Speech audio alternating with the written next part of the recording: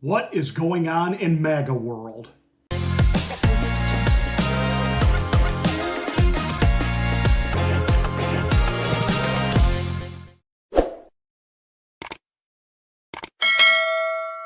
Hey, I'm Pastor Marty, and this is the Afternoon Drive. Make sure you're subscribed to the channel, and once you are, smack the bell, click the word all. That will give you notification of my rants, my ravings, my undeniably flawless reasonings. Please like and share this video. It's the only way that we can get the word out that we're here. Thank you so much for watching. Thank you for being a part of the Afternoon Drive, where this is not a podcast. This is a thoughtcast. In other words, I'm probably going to say something that makes you mad, and that's okay as long as I make you think. Warning, psychological nudity. Listener discretion is advised. In the week going up into the elections, which saw a Democratic socialist swept into office as mayor of New York City, another socialist out in the state of Washington swept into a mayoral role, not to mention a CIA deep state swamp dweller now going to be the governor-elect of Virginia, possible good old school Democrat machine messing around with the vote in New Jersey, ensured that New Jersey has yet another elected Democrat going to the governor's mansion. But building up to that, what were we talking about on the conservative side, on the MAGA side? Everybody was screaming and yelling about Tucker Carlson interviewing Nick Fuentes, which, by the way, I'm just going to throw this little bomb out there. How is a guy named Nick Fuentes, the leading voice of so-called Caucasian supremacy, when with a name like Fuentes, you know where I'm going with this. And is absolutely kind of like, he's like another Ben Shapiro with this shrilly little voice, and he's gonna talk like this, and he doesn't like Trump now, and he doesn't like this, and he obviously ain't. How this guy has managed to gain the hearts and minds of young men across this country, but I'll explain that. I'll explain that in a minute, because it's not too late for Donald Trump to get all those guys back. And Fuentes,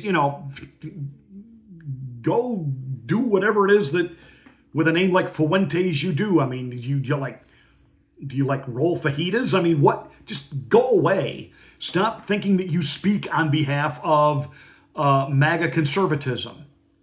But then again, Mark Levin doesn't speak for MAGA conservatism either. Tucker Carlson is still firmly a MAGA guy. He is still firmly pro-Trump on the America First agenda. The problem is Donald Trump got pulled off of his America First agenda. Donald Trump, first and foremost, is a guy who likes to accomplish things. He wants to get things done. And I think sometimes he can be a bit diverted off of something if the thing he's been diverted to, he's actually sees that he's gaining ground and something's being accomplished. We can't sell short the fact that he has brought peace. He got the killing and the dying to stop in the Middle East. And, on that level, we ought to be thankful. However, he's gotten so focused on that. And of course, we know that he wanted to, make some improvements that people could see immediately to the White House, and all that's fine. But again, the agenda was shut down the borders, done that. Deport the criminal illegals that aren't supposed to be here. He's trying to do that. Now, he's been taking some shots from Marjorie Taylor Greene and even Nick Fuentes about, he ain't pointing fast enough. hey, Nick, you may not be aware of this because I think you're so in love with your own voice that, you give yourself orgasms. If you pay attention at all to the news, every step of the way when it comes to the deportation policies of Donald Trump and MAGA. Federal judges just pop up out of nowhere and stop him. And then he's got to get his lawyers involved. And then they've got to appeal, and other judges get involved. And it's a constant start and stop and start and stop. So you know what? Donald Trump effectively closed the border. We have to give him that. Donald Trump is trying desperately to deport the people that don't need to be here. Well, we even had a federal judge step in and tell Governor DeSantis that Crocodile Alcatraz had to close. And again, that's all on appeal now.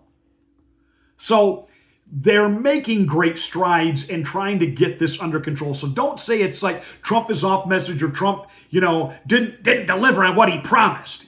He's trying. There are federal judges that are getting in the way of what ICE is doing, of what Holman is trying to do, of the Trump agenda here. Not to mention, you now have a federal judge that stepped in and said Donald Trump and his administration cannot tell states that illegals can't have chauffeurs licenses, CDLs, and operate, tractor trailers down our highways, not being able to speak English or not even really knowing our law. Are you kidding me? Are you kidding me? See, this is what Donald Trump is fighting. He's really fighting the swamp, who was allowed to basically go unchecked for years, and I mean decades, even when Republicans had the majority. And all of these libloon judges were put into place. And even when the George Bush's daddy and Jr. had the White House, the best they could put into the judiciary were moderates who were basically, Democrats dressed in quasi-Republican drag. So Donald Trump is still dealing with the swamp, which even means members of his own party on a lot of this. So on that, I'll cut him slack. Now, where we're all a little disappointed is, what are we doing with the economy here, President? What are we doing with the economy here? And that's what's got young men upset who are working. They'd like to buy a house. They'd like to be a part of the American dream. They'd like to get going, but they can't. They can't. And we really do need to step in here and do something. If we've got billions to send to other countries, including Israel, why do we not have money that's needed and required to take care of some things here that would ease a burden on people so they could get back on their feet and get moving, and let them see prices coming down, interest rates coming down, programs in place that don't require a 50-year mortgage to buy a house, and let them start buying into and getting the American dream. Mr. Trump, you get all these people right back on board with you immediately. You've allowed yourself to get a little bit sidetracked. And part of that is from the Jewish lobby. You have. You've gotten sidetracked with things with Iran. Now we're, bombing fishing boats out of Venezuela when the cartels are really in Mexico. And we find out that the real problem is that Maduro in Venezuela doesn't like Israel. I mean, don't. This is what happened with the Epstein files. And I lost it with Dan Bongino and Pam Bondi over just the poor handling of the Epstein files. And when Dan Bongino sat there and said, he hung himself. He hung himself. I've seen the evidence. Oh, yeah? Yeah? Huh. That's been debunked a dozen times over. And again, they can't tell us anything about the guy in Butler, Pennsylvania, who tried to take out Donald Trump. Tucker Carlson is. There's obviously more to meet the eye than what happened with the Charlie Kirk assassination.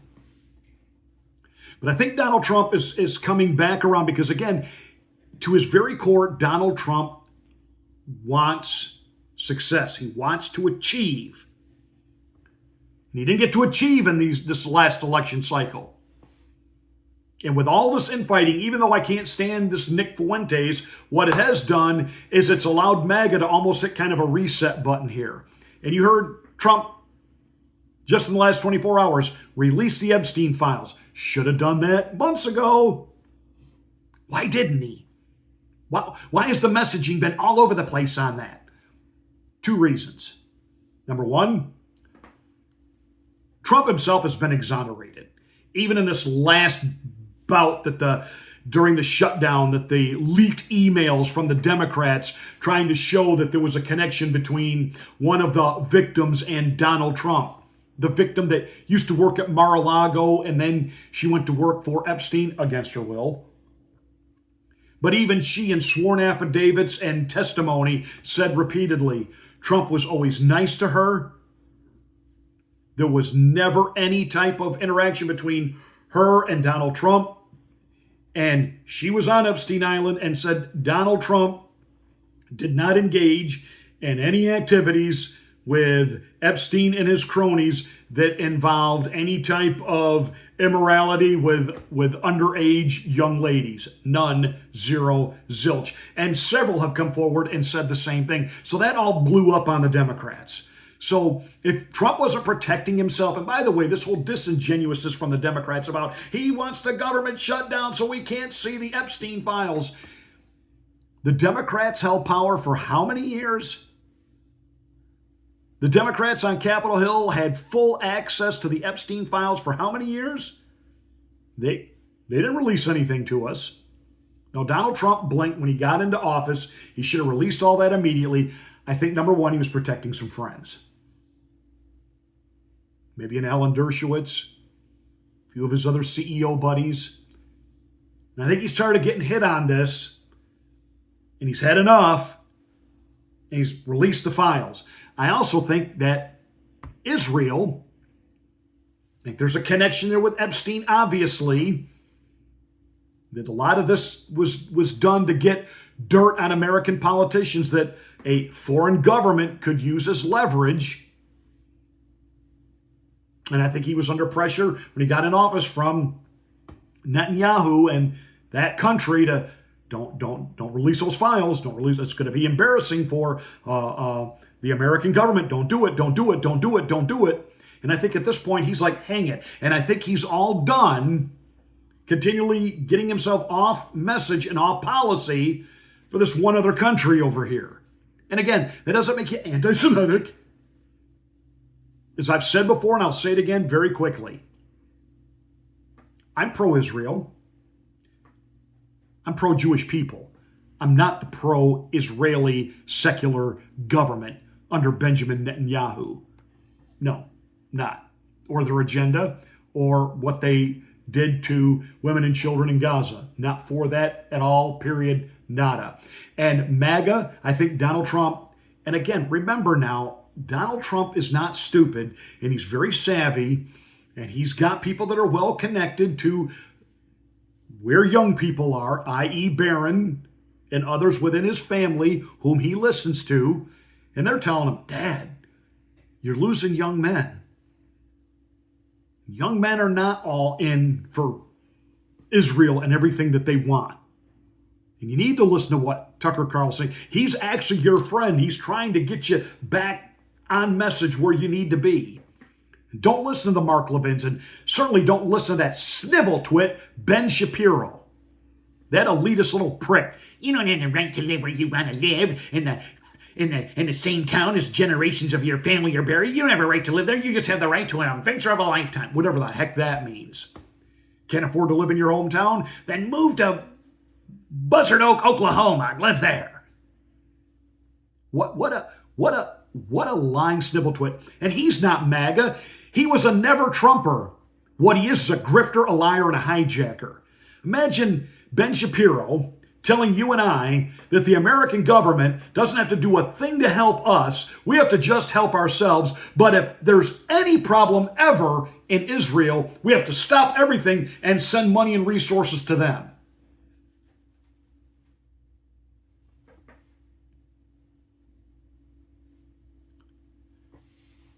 Bottom line, the president is pivoting. He's getting back where he needs to be.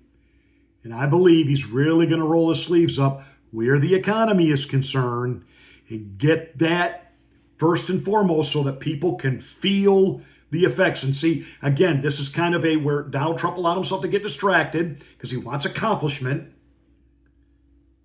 But I would tell him, as a pastor, as one who understands the psyche of people, along with seeing accomplishment, they need to feel something. I don't feel anything about the ballroom other than the libloons who think it's destroying America by tearing down the East Wing and building a ballroom. That's bullhog.